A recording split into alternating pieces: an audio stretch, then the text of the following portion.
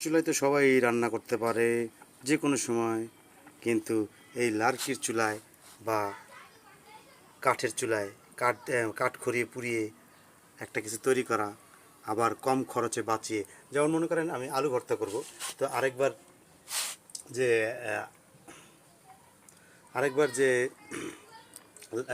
কাঠ যাতে খরচ বেশি না হয় সেই জন্য কিন্তু পলিথিনে দিয়ে দিছি। এই পলিথিনে ভিতরে আলুটা সিদ্ধ হয়ে যাবে এবং ডালটাও হয়ে যাচ্ছে। এটা হচ্ছে অল্প খরচে, অল্প লাকড়ি খরচে আর কি, কীভাবে করে রান্না করতে হয়। আর পুরুষ মানুষের সবচেয়ে বড় যোগ্যতা যে সে যদি নিজে রান্না করতে পারে।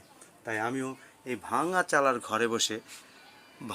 ঘরে বসে আমার অট্টালিকার সুখ না খুঁজে, আসলে সুখে থাকতে অট্টালিকার প্রয়োজন হয় না।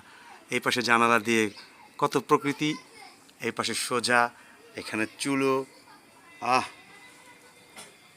আমি যখন রাঁধতে বসি আকাশ থেকে পড়ে বৃষ্টি, সেই বৃষ্টির সময় দেখতে লাগে কি যে সুন্দর সৃষ্টি। অসাধারণ, অসাধারণ।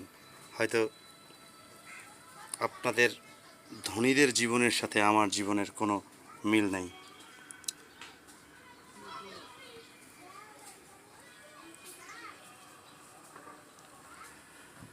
ওয়াও।